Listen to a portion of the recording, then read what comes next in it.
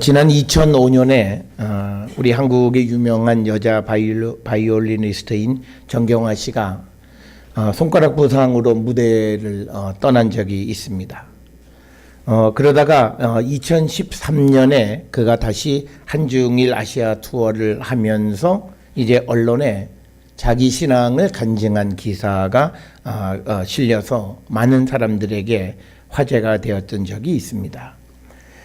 특별히 이 정경화 씨는 조선일보와 인터뷰에서 손가락 부상으로 5년 동안 연주를 쉬면서 그는 여러 차례 나는 하나님을 믿는 사람이니까 무슨 뜻으로 이런 시련을 주셨을까 이렇게 생각을 했고, 그리고 늘 믿음이 있던 자기 어머니가 화가 복이 된다라고 하는 이 말씀을 수만 번씩 떠올려서 그 어려운 시기를 잘 지내고, 이제 그 어려운 그 한 5년여 동안의 공백 부상의 기간을 지난 다음에 오히려 자기 연주는 더 여유를 가질 수 있게 되어서 하나님 앞에 감사한다라는 이런 인터뷰와 자기 신앙 고백을 한 적이 있습니다. 그러면서 그 기자가 혹시 손가락 보험은 들지 않았습니까? 이렇게 물어보니까 그분 대답이 보험은 하나님한테 드는 거지 뭐하러 보험을 드느냐 이렇게 대답을 했고, 그래서 그가 항상 어머니의 가르침을 떠올리면서 하나님에 대한 전적인 신뢰를 가지고 그 어려움을 이겼다라고 하는 그런 간증을 한 적이 있고, 그리고 며칠 후에 다시 KBS 아침마당에 출연을 해서 갑작스러운 부상을 어떻게 이겼냐 이런 질문을 하게 되니까 정경화 씨 대답이 부모님에게 신앙을 물려받아서 힘든 일이 오히려 좋은 일이 된다는 교육을 많이 받았다고 합니다. 그래서 항상 이 그 부상도 하나님의 뜻이겠지 하고 받아들였고, 그래서 지금은 오히려 은혜가 더 컸다 이렇게 간증을 했습니다.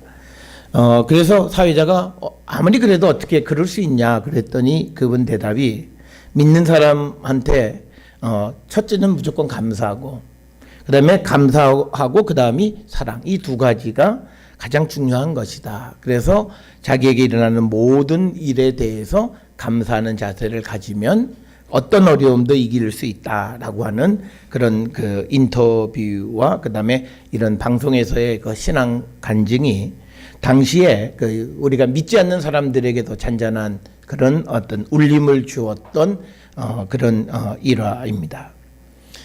우리가 세상을 살아가면요, 나라나 개인도 시련과 환난의 때는 반드시 있습니다. 그런데 우리가 세상을 살아가면서 시련이 없는 사람은 이 세상에 단 한 사람도 없습니다. 모든 사람은 환난 또는 고난을 반드시 겪게 되어 있는데, 여기서 중요한 것은요, 고난과 환난을 어떻게 받아들이느냐라고 하는 겁니다. 그래서 어떤 사람은 오히려 고난이 약이 돼서 인생이 한 단계 도약하는 사람이 있는 반면에, 어떤 이들은 고난, 환난 이것 때문에 이것이 오히려 독이 돼서 인생이 후퇴하는 사람도 있고요. 우리가 흔히 말하는 폐인이 되는 사람도 있게 되는 것을 봅니다.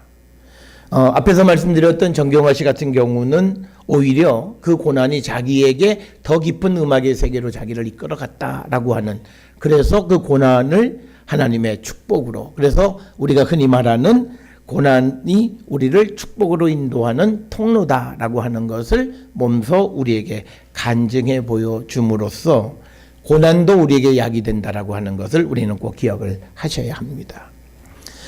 그래서 우리가 고난의 때 우리는 어떻게 살아야 하는가?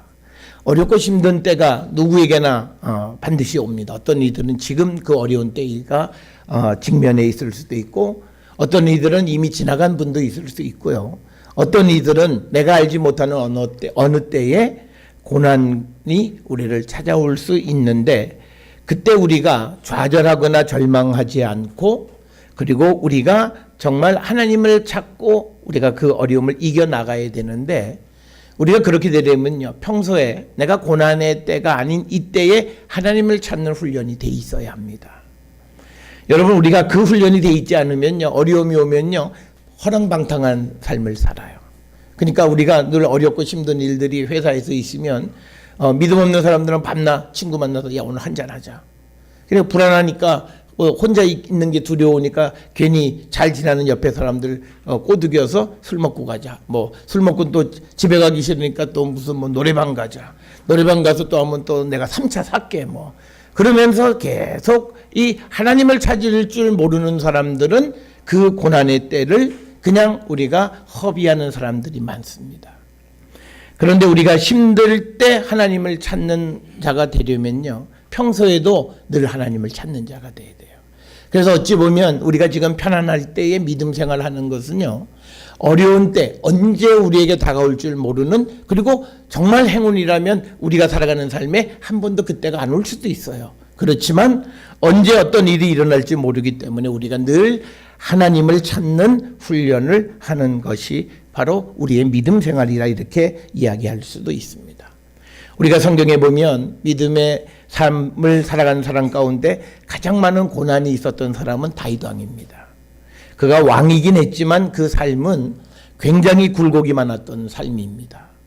그래서 그는 이제 자기가 충성을 다했던 왕으로부터 버림받아서 도망자의 신세가 되기도 했고, 또 왕이 된 다음에는 또 잘못된 선택 때문에 범죄자 하나님 앞에 죄를 짓는 그런 삶도 살았고, 그리고 심지어는 아들이 아버지에게 반기를 들어서 반란을 일으켜서 아버지가 오늘날로 치면 망명을 가야 되는 그런 처지에도 이르게 되어졌고, 그런데 극적으로 다시 또 그가 회복되어지는 그런 것들. 그러면서 그는 그런 자기의 많은 그런 인생의 굴곡 속에서 매 순간마다 그는 하나님을 찾았습니다.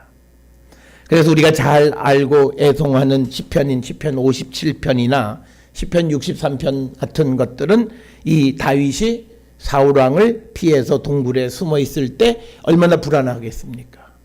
그때 하나님을 불렀던 시였고, 또 유대 광야에서 아무도 없는 그런 언제 죽을 줄 모르고 그런 삶에서도 하나님을 찾으면서 지은 노래가 시편 63편입니다. 그래서 이 다윗의 훌륭한 건 뭐냐면요, 그가 많은 일을 이루었다라고 하는 의미가 아니라 어렵고 힘들 때에 그가 하나님을 찾았다라고 하는 겁니다. 그래서 우리는 분명한 것은요, 하나님께서 우리가 어렵고 힘들 때에 하나님을 찾으면 반드시 하나님 여러분을 도우세요.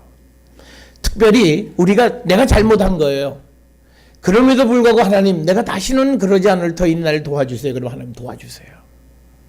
그게 하나님. 그걸 믿기로 해서 계속 잘못을 저지르면 어느 순간 하나님이 우리를 바르게 만들기 위해서 하나님이 응답하지 않게 되시긴 하지만, 그러나 그게 아니라 내가 정말 잘못된 것, 이걸 뉘우치고 하나님 도와주세요. 그러면 하나님은 그를 용서해 주시는 겁니다. 전에 우리 교회에 계시는 어느 집사님이 일본에 가서 취업 비자로 계시다가 이제 비자 연장하는 날짜를 이제 놓쳐서 연장을 하지 못하는 그 순간부터 불법 체류자가 되는 거죠. 그러면 외국에서는 한인들이나 이런 외국 사람들이 있는 곳에 가끔 우리로 얘기하면 출입국 관리 사무소 직원들이 다니면서 이 패스포트 검사를 해요. 그리고 잡으러 다니고, 그리고 또 비즈니스를 하는 사람들은 다른 사람들의 이해관계 속에서 고발도 당하기도 하고 그래요. 그래서 이분이 자기가 이 비자가 날짜가 지났는데 집에 있는데 잡으러 온 거예요. 그러니까 급한 마음에 장롱에 숨었다는 거예요. 장롱에 숨어도 그거 문만 열어보면 그런데요, 그 안에 있으면서 정말 하나님, 내가 다시는 하나님 잘못하지 않을 터이나 날용. 그런데 그 검사원이 와서 장롱문을 열었는데 자기 바로 밑에 있는데 자기는 보이는데 그 사람이 자기를 못 보고 그냥 가더래요. 그러니까 뭐냐면 그런 것이 이제 하나의 경험이고 체험인데, 하나님은 정말 우리가 진실되게 하나님의 도움을 구할 때 하나님은 우리를 도와주세요. 여러분, 이걸 꼭 믿으셔서요. 그래서 우리가 어렵고 힘들 때에 하나님을 찾는 자가 되어야 여러분들이 당하는 고난 또는 어쩔 수 없는 환난이 내게 와도 그것이 내게 큰 축복의 기회가 되어진다라고 하는 겁니다. 오늘 우리가 읽은 사도행전 16장 그 16절부터 쭉 이어지는 34절까지는 바울과 실라가 에베소에서 복음을 전하다가 이제 우상 숭배하고 귀신을 다 내쫓고 하니까 귀신 가지고 돈 벌던 사람이 야 이거 큰일 났다. 우리 수입이 줄어든다. 그래서 이 바울을 그리고 실라를 고발한 거죠. 그래서 그가 옥에 갇히게 되었습니다. 그런데 하나님 이 옥에 갇혔을 때 이 바울이나 실라가 야 내가 뭐 하나님이라 하는데 하나님 날 옥에다 가두냐 뭐 이런 하나님이 있냐 이런 불평한 게 아니에요. 분명히 이 나를 옥에 가두신 것은 이유가 있다고 생각했던 거예요. 그렇지만 그게 무엇인지는 알 수가 없어요. 그러니까 그들이 25절에 보면 한밤중에 옥에 갇혀서 기도하고 하나님을 찬송하고 그래서 죄수들도 그 기도 찬송을 다 듣게 됐어요. 그런데 놀라운 일은 26절에 보면요. 갑자기 지진이 나게 된 거예요. 그래서 옥토가 움직이고 문이 열리고 모든 사람의 매인 것이 다 벗겨진 거예요. 그러니까 죄수들이 그 손에 그 이 쇠고랑을 차고 있고 한 게 모든 게 다 벗겨진 거예요. 그래서 죄수들은 뿔뿔이 도망간 거예요. 그래서 이제 간수가 이제 자다가 깨어서 옥문이 열린 걸 보고 야 이제 큰일 났다. 죄수가 다 도망갔으니까 이제 난 죽었다. 그래서 자결을 하려고 하는데 28절에 보니까 바울이 큰 소리로 야 내 몸 상하지 마라. 우리 안 도망갔다라고 하는 거예요. 그러니까 뭐냐면 옥에 갇히는 이 불행한 일 개인으로 보면 육신으로 보면 붙잡혀 있는 거죠. 얼마나 답답하겠어요. 그런데 그 기회를 통해서 바울에게는 가장 큰 소망이 하나 있었어요. 복음을 전하는 거예요. 그런데 그것이 복음을 전하는 통로가 되었다는 거예요. 그러니까 고난이 그 사람이 하고 싶은 일을 이루어지는 통로가 돼. 그런데 우리는 그 고난 속에서 만약에 바울이 야 모르겠다. 하나님 뭐 이러냐. 내가 뭐더 돈도 벌려고 하는 게 아니라 복음 전하려는 나를 이렇게 감옥에 가둬놓고 에라 모르겠다. 잠이나 자자. 언제 죽을지 모르는데. 그랬더라면 그 인생은 달라서. 그렇지만 그에게는 그 고난을 좌절하거나 절망하지 않았던 거예요. 그것이 나타나는 게 기도하고 찬송했다는 거죠. 그럴 때 하나님의 놀라운 역사가 나타나는 거예요. 그래서 여러분 우리가 어떤 어려움에 있을지라도요. 여러분 우리가 하나님을 찾으세요. 그러면 하나님은 여러분들에게 우리처럼 묻지 않아요. 우리는 누구 보고 도와달라고. 왜? 내가 왜 도와야 되는데 그래서 어떻게 됐다고? 그래 뭐가 따지잖아요. 그런데 하나님은 그렇지 않으세요. 일단 도와줄 때는 화끈하게 우리를 도와주세요. 그래서 여러분들이 어렵고 힘들 때에 하나님을 찾는 자가 되어야 한다라고 하는 것을 꼭 기억을 하시고요. 그리고 고난의 때 미래를 꿈꾸세요. 내가 지금 내가 어려우니까 나 이제 찌그러진 인생. 여러분 우리가 흔히 요즘 세대 무슨 흙수저 금 이런 소리 내가 흙수저일 때 금수저 이상의 꿈을 꾸세요. 하나님은 그걸 만드실 수 있는 거예요. 여러분 우리가 성경에 보면 요셉이라는 사람이 있어요. 형제들이 작당을 해서 팔아버렸어요. 그런데 인생이 우리나라 드라마하고 똑같아요. 한 20여 년 지나갖고 인생이 확 역전이 돼가지고 그 팔려갔던 동생은 총리 대신이 되고 그 팔았던 형들은 그 앞에서 식량을 구걸해야 되는 사람이 된 거예요. 그때 그 요셉이 그 형들을 구해줘요. 용서해줘요. 그러면서 그가 그 고난의 때를 이긴 게 뭐냐. 이 형들 어디 보자. 내가 기어코 원수 갖고 해야 말. 그러니까 여러분 중국 영화 잘 보면요. 신앙이 안 커요. 중국 영화는 다 복수하는 거잖아요. 무슨 소림사로부터 시작해서 보면 다 몇 대째부터 오는 이 복수하는 거 민자 이런 거 다 복수하는 거잖아요. 그런데 이 요셉은 옥에 갇히면서 그 복수심을 불태운 게 아니라 그들을 용서하고 그것을 증오를 사랑으로 승화시킨 그런 사람이었습니다. 그래서 여러분 우리가 고난의 때에 내 인생을 쪼그라뜨리지 마세요.